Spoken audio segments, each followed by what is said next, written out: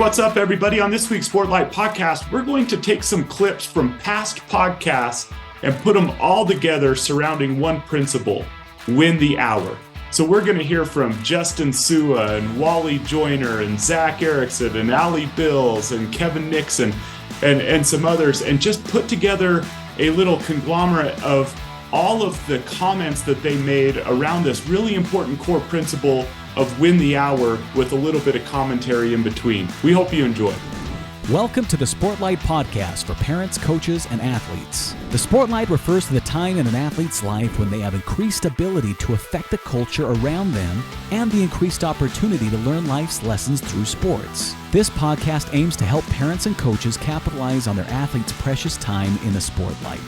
The Sportlight podcast is brought to you by Especially for Athletes program. All right, so we're going to lead off by listening to mental performance coach of the Tampa Bay Rays, Justin Sua. And Justin Sua is going to talk about what he's observed as he's worked with many, many professional athletes, the price that they actually pay, the many hours that they win in order to become great. Sometimes I think those of us who want to be great underestimate the sacrifice necessary in order to be great. And so he talks about this concept that we've taught to thousands of kids since we learned it from him, of embracing the boredom of consistency. And so first, let's listen to Justin's words. This is incredible insight into the principle of winning the hour. When you see these athletes on television or you see their highlight films, what you don't see is all the blood, sweat, and tears they put into it before they started to perform under the lights, all the failures they experienced, all of the injuries they had to overcome, all the hours and hours and hours they embraced in order to perform at the extremely high level. And what's really interesting is a lot of people, especially youngsters, even adults, when you set a goal to be great at what you do, a lot of people underestimate how hard it's going to be and how long it's going to take. And to your point, what you just said, if you want to be excellent, if you want to be at the tip of the spear, upper echelon, you need to embrace the boredom of consistency. You need to know that it is going to be boring. It is going to be hard. You are going to have to do things when nobody is watching. And you got to ask yourself, am I willing to pay the price of achieving my goals, whatever it is, in school, in sports, in relationship? A lot of people set the goal, or they want to commit to the destination without considering what it's going to take to get there. And so if you're going to set a high goal for yourself, that's great, but make sure you take into consideration the lifestyle that's required to achieve that goal. And I think that's where a lot of people end up tripping up. I've seen it many times after an NFL football game, players going back onto the field when the cameras are gone so they can work on their drills or work on their moves. I've seen baseball games end at midnight and baseball players setting up a tee and going in and continuing to hit over and over again.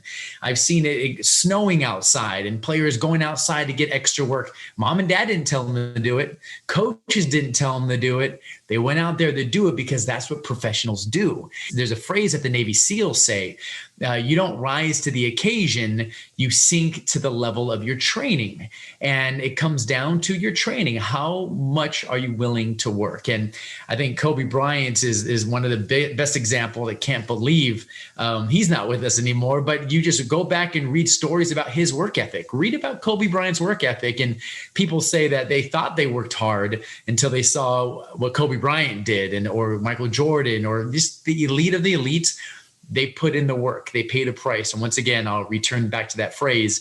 You have to be willing to embrace the boredom of consistency day after day. It's supposed to be hard. It's supposed to be difficult, but you signed up for the hard road the moment you decided to commit to going after your dreams. All right. So at the beginning of the clip there, you heard him say that oftentimes we underestimate the blood, sweat, and tears that it takes to be great.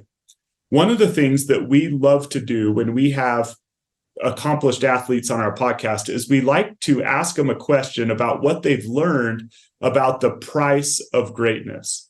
Now, what we've learned as we've asked that question is that at a young age, most of these people, they learned that the way to become great is to win the hour, to outwork people, to come up with a plan and to execute it. We could share many examples here, but we just wanted to share 3 examples with you. The first one is Tyler Haws. Listen to what Tyler Haws did when it clicked in his brain that he could become great at basketball. Listen to this routine that he had as a young person. Well, and to that point, Tyler, share with us some of the habits or routines that you maybe implemented. And I don't know if you started, really buckling down your habits and routines in junior high or high school, or was there a time where you realized, okay, I'm pretty good. I think I have a chance here. And when that was, what would a typical morning or day or afternoon look like as far as preparation for you that you think might help a young man or woman listening to this? Yeah. So, for me, I remember being in, fifth or sixth grade. I went to a BYU basketball camp and came out of it with, I think I was the MVP of the camp. And it was the first time that, I had put in some work and started getting in the gym, shooting in the backyard, just doing some simple things. And it was kind of the first time where I was like, wow, like I was the MVP of the camp. I've got a chance to be pretty good. And that success and motivation kind of became addicting to me. And I was like, all right, I'm going to put together a plan because I want to do it again. I want to replicate this. And so it changed year to year, but from 6th, 7th, 8th grade, I was shooting a couple hours in the morning. And, there were some days where I was trying to put up 500 shots. There were some days I was trying to put up 750 shots, and I'd write them out. I had a journal. I'd keep track of, how many shots I was making on a certain drill. And then I try and beat it the next morning. I'm getting sidetracked here, but I'd shoot for 2 hours. I'd go home, eat breakfast, hang out, do my chores. And then I'd go back to the gym and I'd dribble. I'd dribble for an hour. I had a big routine, a dribbling routine. And then I'd try and get guys together in the afternoon and play 1-on-1, 2-on-2, 3-on-3. And then when I got into high school, I added in, lifting in the afternoon. And so you get to the end of the day and you put in, 5-6 hours of work. And I think those hours in the gym just started compounding over and over. And that really the success I saw became addicting and made me want to do more and find areas where I could really improve and get better. And so that was the fun part, the journey of trying to figure out, hey, how can I get to the next level? How can I get better? And really that fueled my confidence in games and on the court and on my teams. That's amazing to think that he would get out a journal, that he would get up 500 shots a day and then do a dribbling routine after that. So a lot of people want to be as great as Tyler Haws, but they don't want to do what's required. Okay, listen for the same tone in Major League Baseball player Peyton Henry. So he's going to describe as a young person what it was like for him and what he would do to become a draft pick and eventually break into the major leagues with the Florida Marlins. So here's Peyton Henry describing his youth. I was a normal kid from Pleasant Grove, Utah. Like I wasn't very athletic. I played a lot of sports, but I wasn't very athletic. I just kind of kept playing because I loved it and fell in love with baseball in high school. And once I hit high school, I turned the Jets on and, didn't look back. So yeah, it's taken a lot from me, man. It's taken a lot of my time. It's taken a lot of effort. It's taken a lot of mental capacity to definitely get to where, I am right now. So, it's the truth. Like people always ask like, yeah, what does it take? What do you have to do? And you have to outwork everybody. And every single guy that's at this level will say the same thing. You have to outwork everybody. There's always going to be somebody better than you. There's always only one best in the world, right? So unless you're that guy, there's always somebody better than you. So I took that to heart, and I just kept pushing forward and tried my best to perfect my craft. And that's about it. But yeah, it took a lot, man. It took a whole lot of blood, sweat, and tears. And, there's no truer statement than that. And, it's just, it takes it out of you sometimes, but it's also it's a very cool experience to do because, you're striving for something greater than yourself, in my opinion. Peyton, that's awesome. I do wonder sometimes if you could give us a little peek into what it was like. So what did a day look like for Peyton Henry in high school? I didn't have the greatest set routine, and I wish I would have, but I mean, as a kid in high school, I didn't know really what that routine meant either. Mm-hmm. I just knew that I had to do certain things every single day to be able to get better. That's all I knew. So typical day for me in high school was, wake up and go to school every other day. We'd have like a little team lift or, team practice in the morning. So we'd wake up at 6 o'clock and do that and then go to school. And I kind of made it a thing with my dad that we were going to hit out lunch every day. And if we didn't hit out lunch every day, we were going to hit after practice, or we were going to hit or do fielding or whatever it is that we were doing at least one or two more times during that day. So I was an absolute baseball junkie back in high school. I mean, I couldn't get enough of it. It was like we had practice and I would stay 2 hours after practice most of those days and just be hitting in the cage. Or if something didn't feel right to me, I wanted to get it fixed right then and right there. That's kind of a little bit of my perfectionist mindset. And, some of it definitely could have been detrimental but for the most part, like, I think that was the key to me evolving and learning what my body was doing and learning what I needed to do to get, to fix something or to get to where I wanted to be. So yeah, practice is definitely the bare minimum in my opinion. And I'm probably the best guy to talk to about that. Cause I was at the freaking high school baseball field more than I was at my own house. Me and my dad spent more time over there and more time in a cage than I did in my own house. I mean, I used to remember telling my dad, hey, I'm going to go, I'm going to go hang out with some friends on a Friday night. And I'd get dressed up and act like I was going to hang out with friends, and he'd come over and find me hitting in the cages just because that's how much I loved it, and I didn't want him to think that like I was overdoing it. So I dressed up and act like, I was going out and doing whatever I was doing, and then just right to the high school. So, it made it easy because everybody knew where to find me. Any of my friends, if I wasn't answering my phone, I was there. I was in the cage. So it definitely, my routine was kind of all over the place in terms of what happened during the day, but I did know that I had to do extra, and then I wanted to do extra because I knew, just going to practice and doing that, I wasn't going to be able to get anywhere with it. All right. Now, finally, this is Eric Weddle.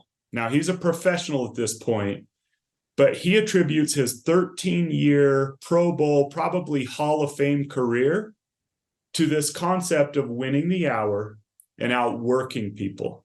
Listen to him describe what he would do when he was playing professional football. If you really want to play, you can play. The only thing that's holding you back is doing the work. And that's really what separates the good and the great ones. The ones that are willing to do it and the other ones that do the minimum. And it's no different at the highest levels, right? The reason I played for as long as I did and had as much success I did as an individual, there are a number of reasons. One is I outworked everybody. Not only on my team, but when I stepped on that field, everyone across from me, I knew I outworked them. I knew that nobody in the league was getting up at 5 a.m., working out, rehabbing, eating, meetings, working out again after practice, meetings, then at the end of the night, rehabbing and working out again, and then watching film by myself till 8 o'clock at night, 8:30, and getting home and my kids are asleep. I hadn't even seen them all day. There was nobody doing that. So I had a leg up on that, on the competition immediately, just because I outworked them. Right. So to say that, oh, I was just my talent was better than everyone. Well, yeah, I am talented, but I outworked every single person in there. I put in more into my profession than anybody else because I wanted to be great. I wanted to make the most of this opportunity because at the end of the day, I'm living my dream out. Well, those are three guys that are not slackers, that's for sure. And they understand the principle of win the hour. Now, we are definitely not implying that sports is the most important thing in the world. The principle of win the hour, it applies to all principles of life. If you want to be a great student, then you need to attack academics like these guys attacked their sport. If you want to be great at anything in life, in business, parenting, whatever it is, you have to be willing to do things that other people don't do. We love the word extraordinary, right? And that word is the combination of two words, extra and ordinary. If you want to be great, you have to do extra. You can't just do what's ordinary. You have to be extraordinary in order to accomplish extraordinary things. And so just think through those things. I mean, a junior high young man that was mapping out his goals and writing down how his shots went and trying to beat it the next day and putting in all that work with that intentional design. You had a young man in high school who was literally telling his parents, I'm going out to hang out with my friends, because he was worried that they would think that he was being unbalanced in his life, and he would be at the cage hitting. He would take his high school lunches, and instead of flirting with girls or doing whatever, he would go hit with his dad. You have Eric Weddle, who would be there hours before any of his professional teammates arrived. There is a cost for being great. It's extraordinary effort. And so when the hour, that principle, what it is designed to do is to help us decide, okay, what do I really want to be great at in my life? And then being intentional with the way we use our time. So this next clip is also from Justin Sua, and he talks about living a life on purpose and with purpose, by design instead of by default. Listen to this clip. One thing we talk about in our industry is there's 86,400 seconds in the day. 86,400. It doesn't matter what grade you're in. It doesn't matter what sport you play. It doesn't matter what country you live in. It doesn't matter how rich or how poor you are, what you look like. Everyone is given 86,400 seconds a day. And what separates the best from the rest, or even the best version of you from the worst version of you, is how you decide to use those seconds. And they go by fast. They go by so quick. You're inviting these youth, you're inviting these parents, you're inviting anyone involved in your program to do what they do on purpose, with purpose, to live a life by design and not by default. Because if you don't plan your day, if you don't plan to go 16-0, the default mechanism is we're a creature. We want the easy way. Chances are, if you're listening to this and you're a teenager, you've asked your teacher, what's the least amount I have to do to get an A? What's the least amount I have to do? Hey, coach, can we do something so we don't have to condition? What can we do to take it? It's like, we want the easy route. We're cutting corners. We're not touching the line. And that's not what elite athletes or humans do. It's embracing the difficult thing. It's leaning into the hard thing, because that's what's going to set you apart, not just set you apart from others, but inch you closer and closer to the best version of yourself. So that's a great question to ask ourselves there. Are we living a life by design or by default? Now, Zach Erickson, we had him on and we were talking about this concept of win the hour. He is the head football coach of Snow College and one of the best junior college football programs in the entire country. And he was talking about how when young people come to him it often takes them a semester or so to get into a routine that they could be successful. And he talks about what they could do to help them get in that routine. Our hope is that we'll listen to this, and instead of thinking, okay, I'm glad a coach does that, and we are glad coaches do that, but as parents and coaches, we can think, what can we do right now to help our children establish these routines of winning the hour so that they're ready for success? Listen to Coach Erickson here.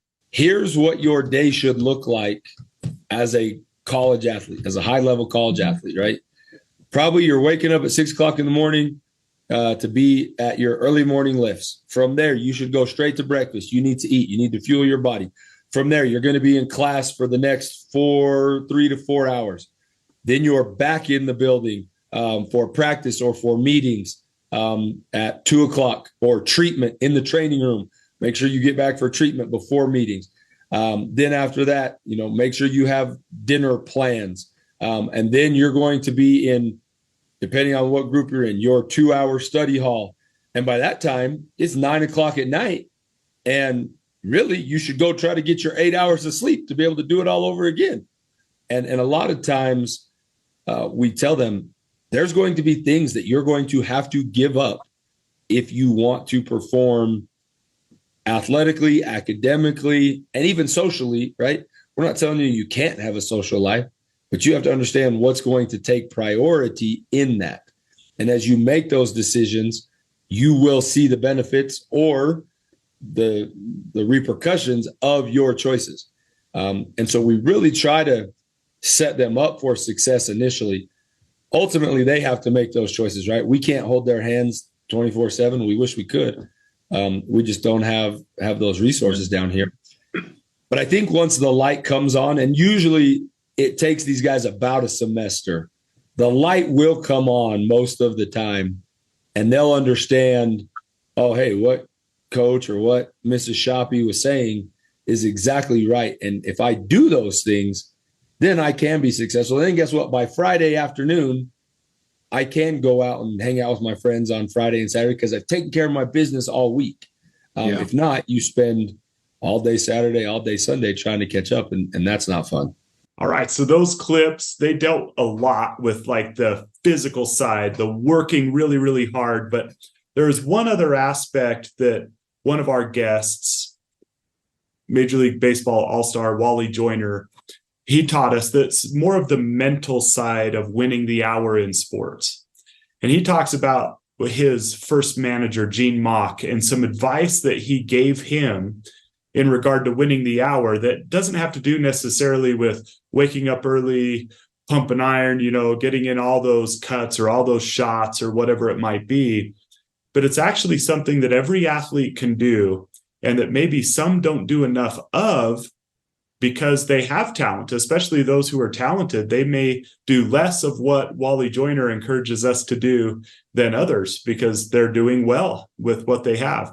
And so one last clip on Win the Hour from Wally Joyner, and one more way to do it. Here's the clip. I'm a big believer in playing the game the right way, learning how to play the game the right way. My manager that year was an old school manager. His name was Gene Mock. He was a no-nonsense guy. He looked at me and he said, "Son, you're having a great start to this season and to your career." And he said, "Son, if you ever come to the ballpark thinking that you know everything about this game, it's probably time to pack up and not play anymore, because if you don't have room to learn the game and watch the game and improve your game every day, you're not going to improve and you're not going to be helpful." So I took that to heart, and I truly believe that you can learn something every game by watching. You can't learn anything when you're talking and when you're not watching. Well, we hope you enjoyed that trip down memory lane and us taking all of those clips from past podcasts and putting them together in relation to the concept of winning the hour. This is a concept that we feel very strongly about. We know that if we decide where we want to get, and then we make a plan to get there, and then we are tenacious about getting there, whether it's in sports or academics or business or families and parenting relationships, that if we win the hour and we design our life instead of living a life by default, then we could get way more out of life and accomplish the things we hope to do. So we hope you enjoyed this podcast. Eyes up, do the work. This has been the Sportlight podcast from Especially for Athletes, sponsored by Coca-Cola. You can learn more about Especially for Athletes by visiting the website at especiallyforathletes.org. You can also learn more about the book, The Sportlight, by Shad Martin and Dustin Smith at especiallyforathletes.org/book.